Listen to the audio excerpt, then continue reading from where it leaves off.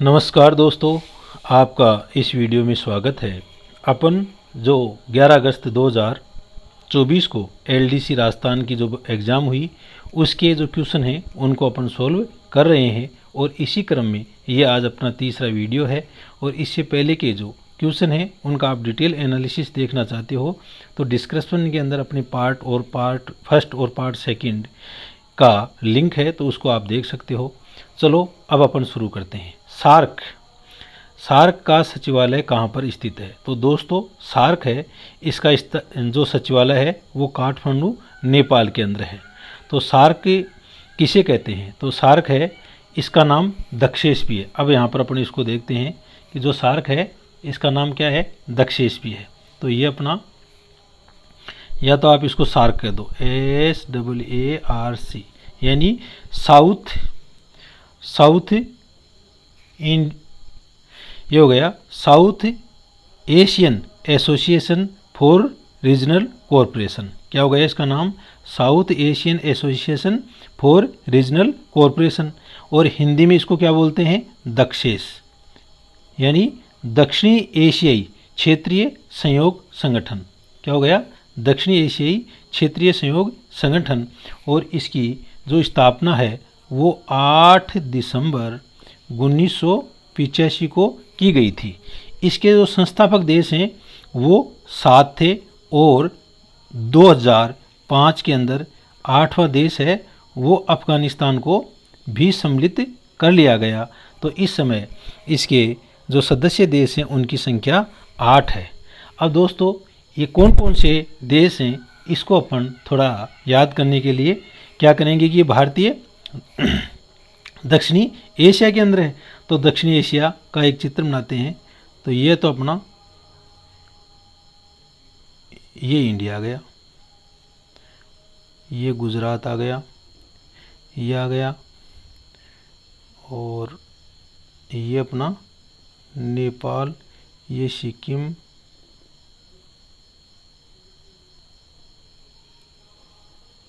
ये लो। तो इसके देश कौन कौन से हो गए? एक तो भारत हो गया, ये तो अपना भारत है। दूसरा हो गया नेपाल, ये हो गया नेपाल। तीसरा हो गया भूटान, ये कौन सा है? भूटान। चौथा है वो हो गया बांग्लादेश। तो ये क्या, कौन सा आ गया? बांग्लादेश। बांग्लादेश के बाद में कौन सा आ गया? ये श्रीलंका। ये अपना हो गया श्रीलंका। श्रीलंका, ये बांग्लादेश, ये श्रीलंका। श्रीलंका के बाद में ये है, ये अपना कौन सा आ गया? म्यांमार, नहीं, ये हो गया मालदीव। कौन सा? मालदीव आ गया। मालदीव के बाद में ये आ गया अपना पाकिस्तान, पड़ोसी देश पाकिस्तान। तो कितने हो गए? 1 2 3 4 5 6 और 7। तो 7 तो हो गए संस्थापक देश। और 8वां जो देश है वो कौन सा आ गया? अफ़गानिस्तान। तो इसको 2005 के अंदर अफ़गानिस्तान है, इसको भी सार्क में सम्मिलित कर लिया गया। और इस प्रकार से सार्क के अंदर अपने इसके 8 देश हो गए। तो इस प्रकार से अपन को इसका सॉल्यूशन किया है।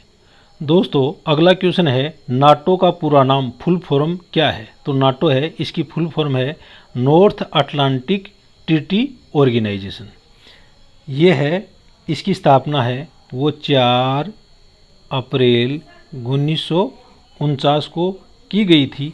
और ये एक प्रकार का सैन्य संगठन है। कैसा संगठन है? ये एक प्रकार का सैन्य संगठन है।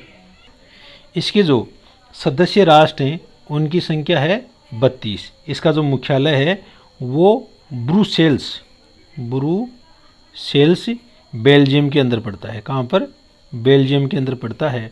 और ये नाटो है, ये क्यों चर्चा में रहा? क्योंकि अभी रूस और यूक्रेन के बीच में जो युद्ध चल रहा है उसमें नाटो है वो किसका समर्थन कर रहा है? ये इसका कर रहा है, यूक्रेन का कर रहा है।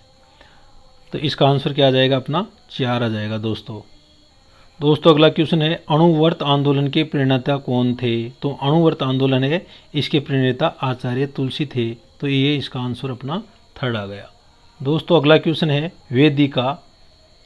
वेदिका अमालक शिखर किससे संबंधित हैं? तो ये किससे संबंधित है? चित्रकारी या पेंटिंग से संबंधित हैं। तो ये इसका आंसर 4 आ जाएगा।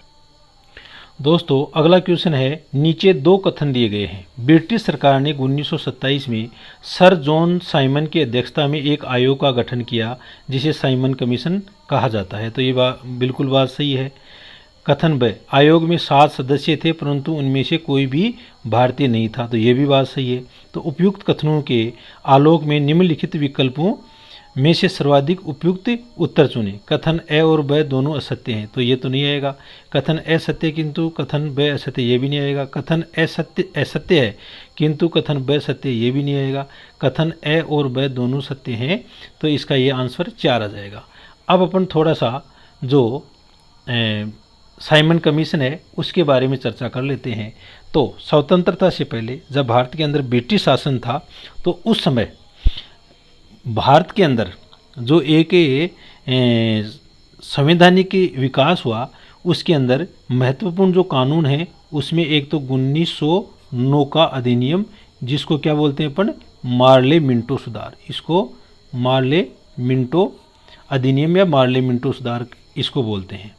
दूसरा था वो 1919 का भारत शासन अधिनियम, भारत शासन अधिनियम या इसको अपन मोंटेगू चेम्सफोर्ड सुधार कहते हैं।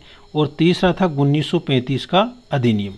तो दोस्तों जो 1919 का भारत शासन अधिनियम था ये 1919 के अंदर लागू हो गया, जिसके अंदर प्रांतों के अंदर द्वैध शासन प्रणाली स्थापित की गई थी। और ये जो 1919 का शासन अधिनियम है वो कितना अच्छी तरह से भारत में लागू हुआ, इसकी जांच के लिए सरकार ने 1927 के अंदर एक 7 सदस्यीय 7 जो ब्रिटेन के सांसद हैं उनका एक आयोग बना करके सर जॉन थॉमस की अध्यक्षता में भारत में भेजा, जो कि 1928 के अंदर भारत में आया। इसमें एक भी भारतीय सदस्य नहीं था। और तो तीसरा है दोस्तों 1935 का भारत शासन अधिनियम, जिसके अंदर जो वर्तमान संविधान इसी का प्रतिरूप है। तो 1919 का जो भारत शासन अधिनियम है वो कितना लगा, इसके लिए क्या आया, साइमन कमीशन आया। और साइमन कमीशन का यहाँ पर विरोध हो गया इंडिया के अंदर, और साइमन गो बैक के नारे लगे। और इसी समय विरोध प्रदर्शन के दौरान जो लाला लाजपत राय है उसकी लाठी लगी और लाठी के लाला लाजपत राय की मृत्यु हो गई। तो इस प्रकार से ये अपना क्वेश्चन, इसका आंसर 4 हो गया। अगला आता है, कौन सा संविधान संशोधन अधिनियम दल बदल विरोधी कानून से संबंधित है? तो ये 52वां संविधान संशोधन 1985 के अंदर है। ये दल बदल कानून है, इससे संबंधित है। तो इसके द्वारा जो व्यक्तिगत रूप से दल बदलने वाले लोग हैं उनके ऊपर पाबंदी लगाई गई, लेकिन इस संविधान संशोधन में भी कुछ कमियां रह गई, और जिसके तहत 2003 में 51वां संविधान संशोधन लागू किया गया। और इसको, ये जो 52वां संविधान संशोधन है ना, इसके लिए एक नई अनुसूची बना करके 10वीं अनुसूची के अंदर इसको लगा दिया गया। अब अपन देखते हैं 44वां संविधान संशोधन और 42वां संविधान संशोधन। 42वां संविधान संशोधन है, इसको अपन क्या कहते हैं, मिनी संविधान भी कहा जाता है। संविधान के अंदर आमूलचूल परिवर्तन इसके अंदर किया गया। और इस 42वें संविधान संशोधन के द्वारा प्रस्तावना के अंदर 3 नए शब्द, समाजवादी, धर्मनिरपेक्ष और अखंडता जोड़ी गई। और इसी के द्वारा जो सरदार स्वर्ण सिंह कमेटी है उसकी सिफारिश के ऊपर मूल कर्तव्य हैं, 10 मूल कर्तव्य हैं, वो भी इसके अंदर संविधान के अंदर जोड़ी गई। तो यह आ गया। फिर आता है अपना 44वां संविधान संशोधन। तो 42वें संविधान संशोधन के कुछ जो प्रारूप हैं उनको इस 44वें संविधान संशोधन के द्वारा हटा दिया गया। और इस 44वें संविधान संशोधन के अंदर जो संपत्ति का अधिकार है उसको हटा करके केवल मूल अधिकार से हटा करके कानूनी अधिकार कर दिया गया। तो इस प्रकार से इसका आंसर अपना आएगा क्वेश्चन 2 आ जाएगा दोस्तों। अगला क्वेश्चन है, मॉरिशस द्वीप कहाँ पर स्थित है? तो मॉरिशस द्वीप है वो हिंद महासागर के अंदर है, और ये दक्षिण पश्चिम हिंद महासागर के अंदर ये पड़ता है। तो इसका आंसर अपना 4 आ जाएगा। इसका अपन डिटेल देखेंगे तो इसके लिए क्या करना पड़ेगा अपन को, ये एक वर्ल्ड का मैप है वो अपन बनाते हैं। तो ये क्या है अपना, ये अफ्रीका महाद्वीप और ये अमेरिका और ये उत्तरी अमेरिका, ये ग्रीनलैंड, ये खंबात की खाड़ी, यह आपका भारत आ गया, और ये चाइना और ये एशिया आ गया। और एशिया के अंदर फिर अपन इधर देखेंगे तो ये क्या आ गया, ऑस्ट्रेलिया, ये ऑस्ट्रेलिया महाद्वीप आ गया।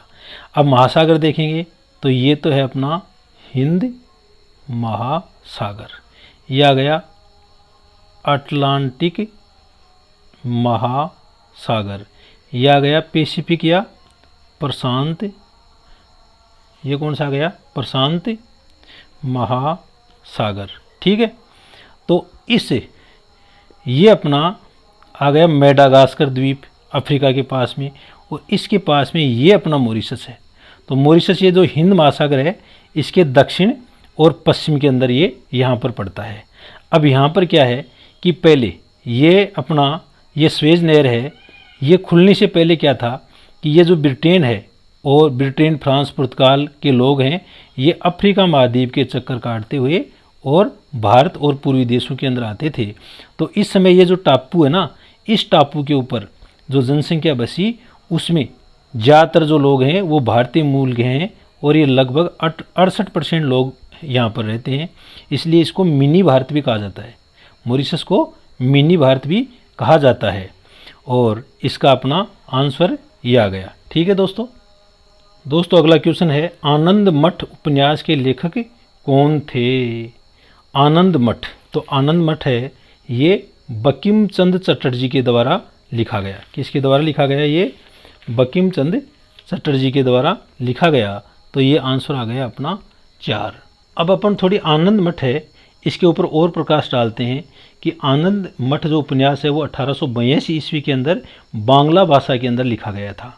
और इसके अंदर ये जो उपन्यास है इसका जो भारतीय स्वतंत्रता आंदोलन है इसके ऊपर गहरा प्रभाव पड़ा। इसके अंदर जो सन्यासी विद्रोह है उसका वर्णन था, और इसी से अपना जो राष्ट्रीय गीत वंदे मातरम है वो लिया गया है। तो इस प्रकार से आनंद मठ के बारे में कुछ बातें और आ गई। दोस्तों ये आज का आखिरी क्वेश्चन है, राजस्थान राज्य औद्योगिक विकास एवं निवेश लिमिटेड निगम या रिको ने निम्न में से किस जिले में एग्रो फूड पार्क विकसित किया है? तो इसका आंसर 3rd आ जाएगा। तो इस प्रकार से दोस्तों आपका वीडियो में अंत तक बने रहने के लिए बहुत बहुत धन्यवाद। एक नई वीडियो के साथ में आपके साथ में फिर अपन नए क्वेश्चनों की एनालिसिस के साथ में उपलब्ध होंगे। इसके जो PDF है उस PDF का लिंक है वो डिस्क्रिप्शन में दिया गया है, उसको डाउनलोड करके आप अपना अभ्यास है वो भी कर सकते हो। Thank you very much.